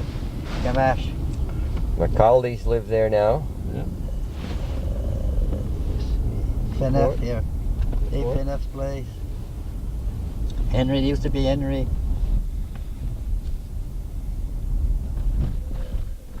This is where the Murrays went there, Murray House right there. Agnes LaFountain, lives there. LaFontaine. Norman Gamache lived in this one a long time. Right.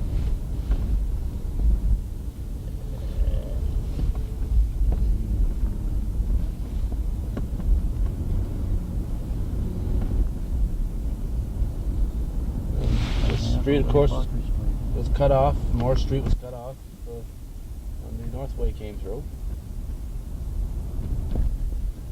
Was Bert LaFountain's place down here? Yeah, I'll go back by it. We went by it just when I mentioned where Agnes LaFountain lives. Remember more than once my father bringing something down for Bert to work his miracles on. He'd weld a piece on, and you'd say, how much? He'd say 75 cents. And his daughter, who was school nurse, would say, you can't do that, Dad. It costs more for the rods. Daughter was Margaret Sifford Lavoie. Great person. Yeah, one of the best known people in the community. Do anything for anybody. We talked about Brian this morning. You called Margaret up. She'd go anywhere, do anything for anybody.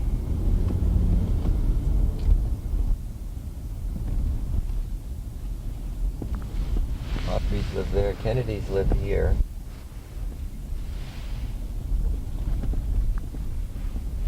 There. This is where Bert's garage was, right here. Yeah. Bert LaFountain. Right in that little. Had a welding shop lived there. right there. He claims that he made the first snowmobile. And Bombardier stole his patent. Is that what he's Well, I at? remember Dr. Allen had a Ford Model T fixed lag in the back to go in the snow with Right. skis in the front. Over here is in Henry Monette. Well, Bert said, Carl Morehouse lived in next door, next house. Bert says he fixed that for And Dr. that Allen. house, Wisher house, that house, big house over there was the Roberts house. Alfred and Eugene Robert. The next one was the Wishers, and this Albert Juno? Albert Juno live up here? Just on the corner where the Remillars lived there. Albert- Paul Remillard. Albert lived down Oh, here. down here. Reno Remillard's father. We forgot to mention we're in the French Village. When I was a kid, there was East Side and West Side. This was the French Village. Yeah, and the other side was Snob Hill, when we're going to come up to. Where John lives. That's where I live, yeah. We go down Kane Street here. I remember going Sure. in that where the laundry is. There used to be a woodworking plant. I remember going in there in 1916, 17. See those big wooden pulleys. And there was a 2-3 tenement house in the back along the river down there. The Farcombs lived there. The dam was right down here. The old Cruddo Dam. What was it called? Cruddo's Dam. Crodo? Yeah. I remember going in a boat above the dam when the dam was still there. There was a house right along here. Did they generate power from that dam? Well, they must have to run that woodworking plant at one Mhm. time, but that was all closed up. And right next to where Noe LaFountain little store was, there was a foundry there. I remember seeing them pouring. And we mentioned on the left, this is the Champlain Laundry. That we're, And where the store is now, that little store is, it used to be the office. Now this here was a busy place back in the old heyday of Route 9 right here. yeah. LaFountain Service. Adrian LaFountain had a garage here, and his father Noe LaFountain's store here. This Yeah. is Cologne's And Village the store store now. was in there, that was the office for that foundry. Now, before we forget, Bill, we've asked everybody that's come on these tours with us to tell us what year you Oh, were. Elby and LaFountain live right on the corner here. Right here. This, Yeah, This is that's to be Elby a- and LaFountain. And his garage was there. My brother Clarence had worked for him in the garage. The back building in there was a garage. and I know there was a bar or something down. There was a little store there, right? Because there was a bar downstairs that Bob Venn had a picture of. Because Frank Gay used to live there in that house. What year were you born, Bill? 1908. January? Yeah. That would be 92. the 26th of January. The old Methodist church, now apartment buildings. That used to be a hall. I remember Homer Gamache, when he graduated, they had the upstairs here. Here. Canada Hall, they called it. Yeah, I think this was the first Then they St. turned it Mary's into a school. Yes, it was. locker. Yeah, Bob Dumont's lockers when I was a kid growing up. Meat locker was. Yeah. First St. Mary's school located there. I think Mr. St. Maxon's Senior was involved in that school. Go ahead. There's a car coming. Oh, You just know to the, that monument there is the first monument put in the country in memory of Samuel de Champlain. First one And we just went by Donald in 1909. I think it Castine's was. house. Yeah. This belonged, I think Ronald Trombley owns that and he rents it out. The Citatros live here. Pietro's right there. And the one before that is Russell Seymour. Miss McMillans live here. This is Paula. Racine. Paula Racine lives there. Frank Jefferson used to live right on the corner here. Jack Zerlo on that corner. Frank Jefferson lived right here. Right. Remember that as a kid too. Harry Hoyle. Donald that house Chapman. Right ahead. Rita Chapman. Harry Hoyle right ahead? Yeah, that's Harry Hoyle's old. The Hoyles were a very prominent family Yes. at one time. Meadow Lane. See, there was nothing. Frederick Hicks is the one that started this up here because of the lines. It's all new stuff. He started a trailer park.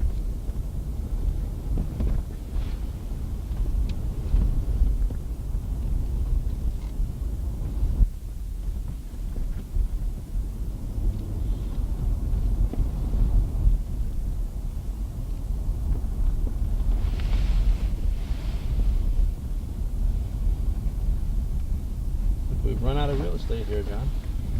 Pretty close. We could end up in the gully if I don't turn. Fred Hicks is the one that set this up. See Transborder right in the shades of the shadow of the sun up there.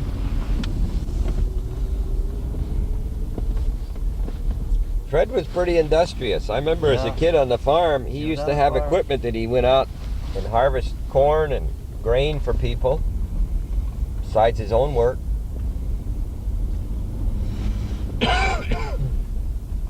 He was a pusher. Yep.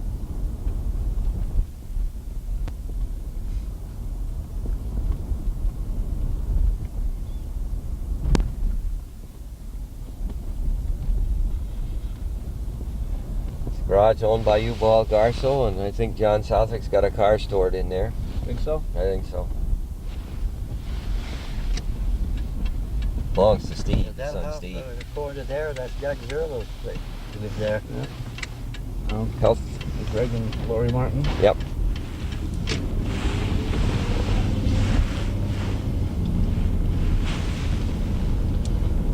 There weren't too many houses. I think Percy Bosley put up one of the first houses up Right. here, but Which one after did Bob. Emery Maybe live Bob in? was. Homer Emery's the Gamache second one. This belongs to Yell. This is Dick Emery. built one up here. This right here, Homer built this here, this little house here. Nobody's living in it now. The I next don't know one. who lives in that one. This one is, There? Ken Castine. Oh, that one there? I don't know what that one there is. that's, I was thinking it. And then, of course, Teresa Van.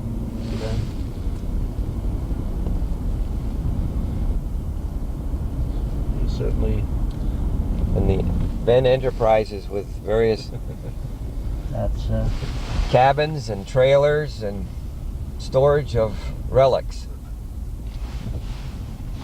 Yeah, we can swing around, I guess. We could just certainly include the transporter here, the former Northway there Drive-In. used to be a racetrack at one time, years and years ago. Sulky's. Sulky's. Back Yeah, here. right there. It's amazing the number of little towns and villages that had racetracks. You know, you talked about the one in Chattagay. There was one down where the Arizona and little Oasis Yeah. was in Coopersville. And in the Left. wintertime, they'd race on the ice Left. in the river. Yeah, well,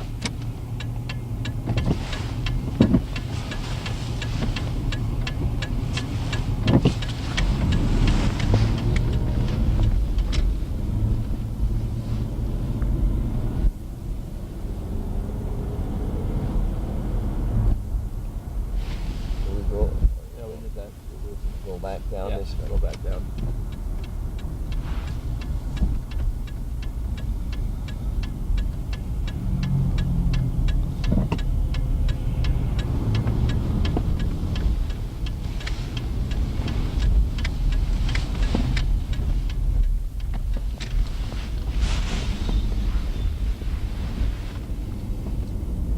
All the way down the church.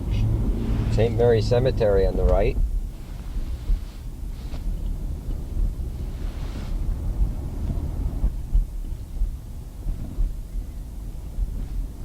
Future home for many people. Mm-hmm. Resting place forever. Wells. Wells, Clark Herdick, Dick and Lillian Kay. I don't know. I know that Bedard owns that Yeah, Francis LaVenture lives here. right here. Just about where it is. Yeah. You're going right there. Overs. Obrey's, Martins, George Lowers. Loris. What was it?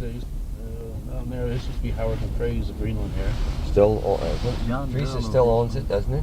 I- LaFountain's up here. I don't know if it's LaFountain or LaFontaine. I don't know what Russell. Russell calls his. Of course. There's that first monument that Bill mentioned, honoring Samuel D. Champlain in front of St. Mary's Church. The old Grange Hall. Yeah, a lot of basketball games, wrestling Yeah. matches, boxing Yeah. matches going on there. Willetts lived there. Nessie Castine lives here. Used to be a meat market right there one time. The old town hall or basketball games up there when I was a kid too. The Oh, Border you played- Hawks. You played basketball in there? Yes, the Border Hawks so used to play there. Yeah. Dan Marr, of course, you had a tape on him again and replayed. Henry That was good. Coonan, Howard Coonan, And this was Emil Jefferson lived there, and now and Kenny LaPlante lives there. Okay, we gotta let me pull over here, John. I'll switch my batteries. Okay. First American Legion post 747 right in this area. Strickland lived right there. Foster Strickland, a big money lender. Yeah, right there. No. This used to be I don't quite a. know. Wasn't there a car dealership here too at this? Yeah, point? Bill. He talked Roberts? about it. No. Arsene Tremblay had his Arsene showroom Tremblay. here when he first started. And this was Hoag's drugstore, and then the old post office was here, and Barb before the post office, had Arsene his- Tremblay had his showroom there. and Arsene had a barber shop before Bert Fournier had his. You remember when he had his showroom here, Arsene? No. You know, No. Around 1929, 28, 29, something like that. And the Champlain Hotel, former Yeah. Champlain Hotel, it certainly They- changed a lot. This little empty lot here, there used to be Ma Dupies. Chevelle Legendre had a The hardware store here, and the American Old Hotel. American House. Pockets, Central Tavern, Go American House, Frank St. Mary's Church. Frank Campbell's place was right there. Convent used to be right up in the front there where the playground is. Dr. Briggs, old resident. Poissons lived there right now, I believe. And then next one is Boyer. There used to be a bakery in back south. of that place. Carney lives here now. And this house on the corner was that's just since St. Maxton's house. Yeah. We probably won't be coming back. He came over here and there's a stowaway. Really? Celine Paquette on the left. That was on the corner.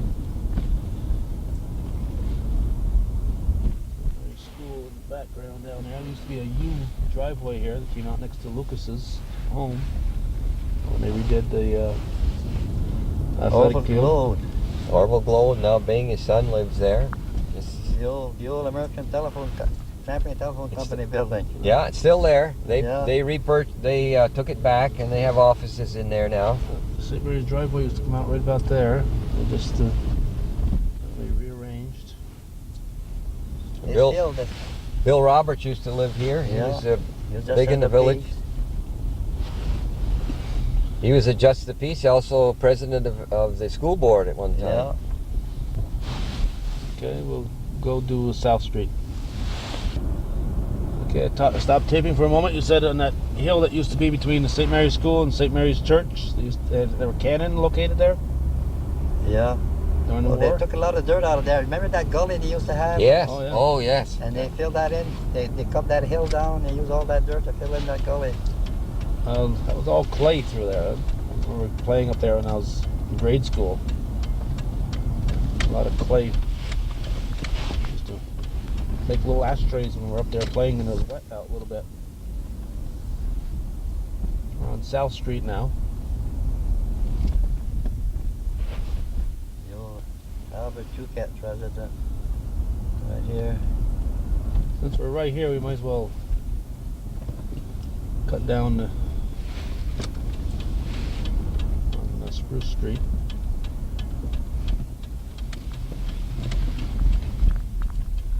Tommy Venn, that was Pettis's residence. Dickie Bodette lives on the corner here. Yeah. Yeah. Clifford Willett lived there. This used to be Helen McRae's house here, and then Dickie Fillion lives next house. Boy, Yep. Degenhart they can up help there. Where is it? Norbert Yankees. Like, Norbert's down here. He's probably up in Lacole curling today. Yeah, that's right. Tuesday and Thursday, he said. there's Norbert right here. Yeah, this is Norbert's right here. I haven't seen Norbert for a long time. He never comes around anymore. Well, you gotta go curling with him. He's a curler now in Lacole. He used to be at the house there 3-4 times a week. Yeah. We went a lot of places together. Yeah, Norbert's a good fella. Okay, so we come back on. We're approaching South Street again.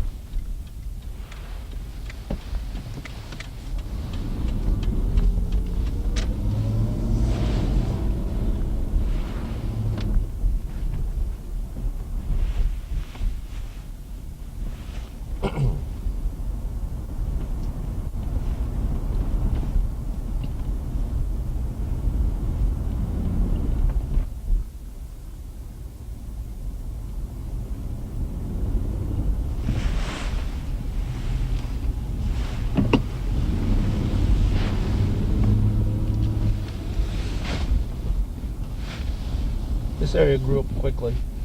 A lot of houses went up very quickly here. This is Peebo and Barb Bayshard. And this is Jones. Living, yes. And Judas Mayo. Oh, Jules. And Cookmans live here. Raymond Bedard lives there. Oh. These are, I think Jules owns these apartments in here. And just went by Rita Robertson on the left. And our tax collector, Lynn Dupy. Dawson's live over here. John Zerla was Mount Laramie, Mount Laramie, then John Zerla. Yeah. Yeah, we'll go straight.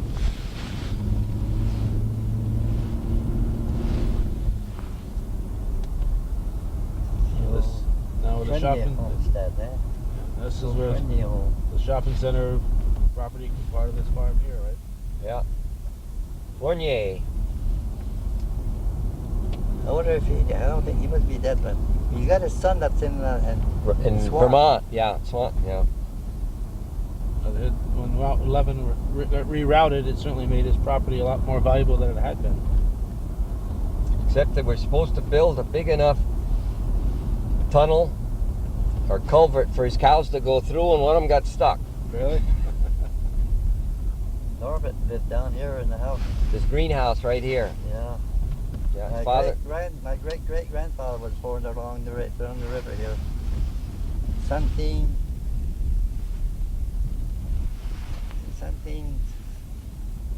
1768, I think. Down here Eh? on the river here. Around the river, yeah. Well, my grandfather was born there. Great grandfather, my great great grandfather. Not going to be able to do this, so we got to make a T-turn here rather than a U-turn. Harvey's put in a summer home right here. They're a lot braver than I'd be because it's awfully close to the river. Yeah, I think so.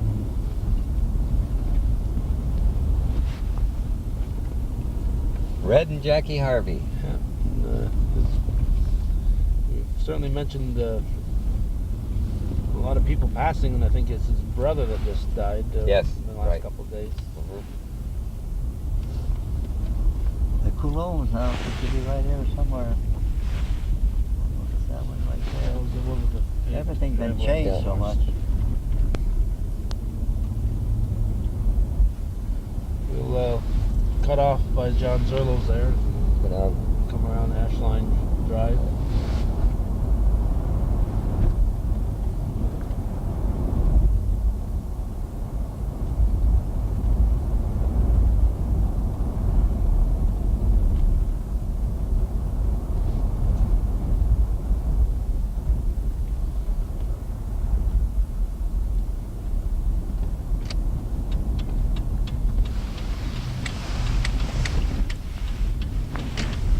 Over the county clerk. Got a flat tire in his car. He's going to be calling me This up. cold weather, you'll do it. Yes. Yeah, they still farm this. They still plow it anyway. Development here by Clifford Ashline.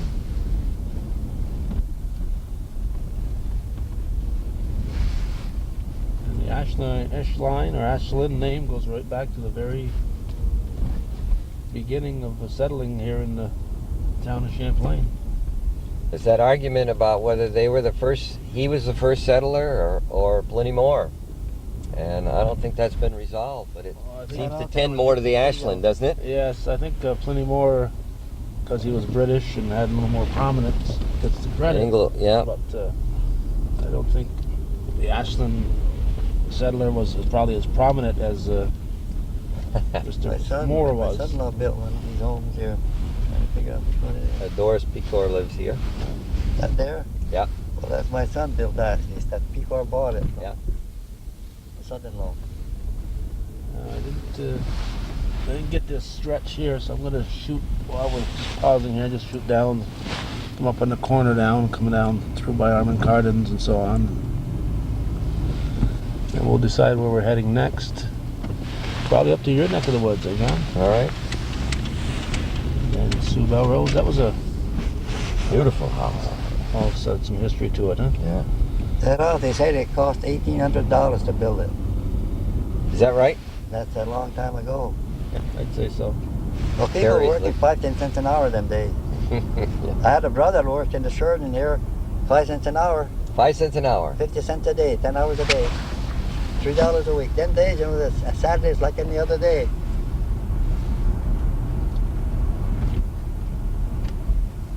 You know, 6 days thou shalt toil, and the 7th day thou shalt rest. Let's go. Frank Campbell's, We haven't done no. Cedar here yet.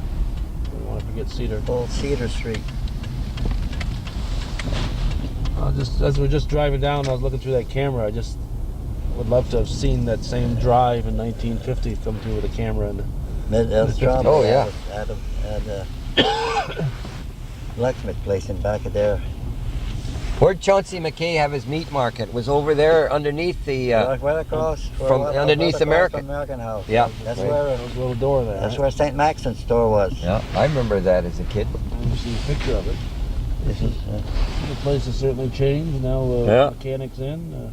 Was Harold Coonan's garage when I was a kid? And then yeah, Bob Coon Armstrong? and La Fountain. Huh.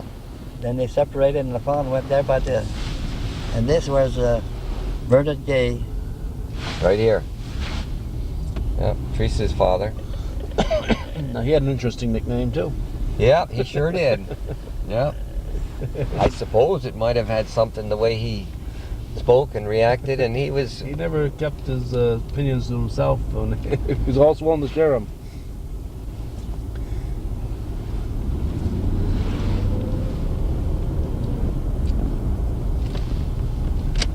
It reminded me a lot in ways of my good buddy George Cameron. Oh, yes. George would share his opinions whether you wanted to hear them or not, and that was all right. And he'd chuckle after. Mhm.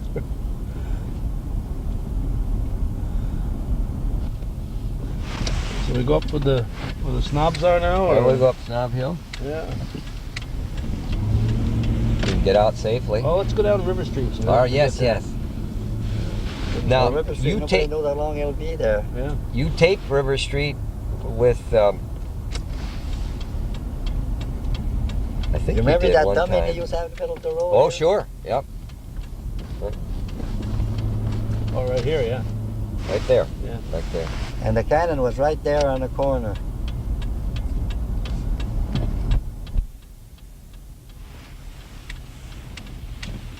Very few of these houses remain. Reggie Mayo, he bought him out and he's moved to Rouse's Point. I don't know who's left here now. Not many left there, eh? I don't know if that's Baker or who that is. I'm not sure. Is that Bigore's place? Carl Bigore? Used to be. Huh? Yeah. And she died down there not long ago, eh? Right? Where's the old Joe Lapin's place? That gone too? Yeah, everything's gone. Let's get out of here. Right. Just, The old shipyard right here. Remember then they were making these barges. Champlain Canal boats, huh? Yeah. They had a place where they launched them. Sewage treatment plant back The here. resting place of what we've eaten 3 or 4 days ago. Speak for yourself. That's right.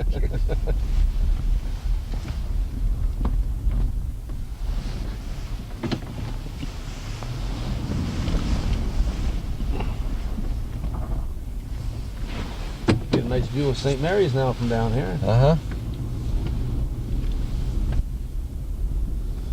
Old Bill Earl's Old Bill Earl's place. place down here, bicycle There shop. used to be a woodworking plant there that was run by the Earl, by his father, by Bill Earl's father. And I think Bob had some pictures of there's that. a place where they used to run the boats into the river. Right I here? don't know, it's right here, probably. And that's where they used to make them right there. Then further down there was a woodworking plant run by the Earls, Jim Earl and Bill Earl. People of my father's generation, Bill Earl was kind of a Pied Piper. He just Oh, mine too. You know, I remember coming down. We followed along when he died. The whole school was let out. Dan Marr let the school out. And all the kids followed behind his On the hearse. corner here Huh. was the old bowling alley. Yep, right here. Everything's gone. And the I remember the when old custom house is gone here. Yep. Just noticed? Yeah, Yeah, this that's is gone. I Wow. remember when they had that fire in 1912. When McClellan's place, not McClellan, they had that on fire. Okay, this side, John. Well, The old, I'm gonna rush across The here. old bank that never seemed to come back. The Knights of Columbus, this is where I first saw Roy Rogers, I think, right there. Yep. Clark Funeral Home. Pliny Moore's home. The McClellan home. Coming up to Louis Mayor LaFawn- Melissa Louis McManus. LaFawn that built that. That Johnny Craig lived there. Remember Johnny Craig? Oh, sure. But now Melissa, our Mayor McManus, and her husband Harry. Roger Allen. That the old Kaufman House, oil place. right here. Yeah, that's the oil. And Carl George Smith. George Smith and Carl owns it now. And Carlton Wu used to be the Presbyterian man. He lives there. Manors live here. And LaFontaines, Michael, and Patty LaFountain, LaValle, Roger. Here. Does Riri still live there, Mrs. Trivers? Traris, no, she's in Violet's home. She still owns the house. There's Sonny Artaby. Lindbergh's Artaby. Yep. And there was Orville Dunn's place. Yeah, Mannings live here now. And The old Averill house. Averill place. Dan and Vanita Marr. Averill, Jack Averill, Kermit Averill, their son. And Yeah. Van Ackers live here. this here, wasn't this Van Ackers. the Scriber house right there? Yeah, that was Scriber House. And there was The Linder House. Linder house. Now it's owned by Jeff and Monique Sisson. And Rita LaBombard with the Mission Yeah. Center. And Bruce LaRoche used to live there back there. Jim Kennedy lives here. And there's the car we were going to ride in. Was, Elda Friedenberg. She married, Steve and Cheryl Southwick live there now. Rob Boyer owns this house. It's empty now. The Beauharnois live here. Floyd and Shirley Bursey. Yehudi Ashman marker. We got Right there. Where he's one of the founders of the Ministry of On this Liberia. road for years. This was the main route between was Champlain, Canada between Street. yep, Canada Let's Street. go up Canada to the Street. border. Let's go up to the border, John. Now down to the border, there's an old graveyard up there. They've been talking. They don't know where it is, but I know where it is. Where the soldiers have been buried. Old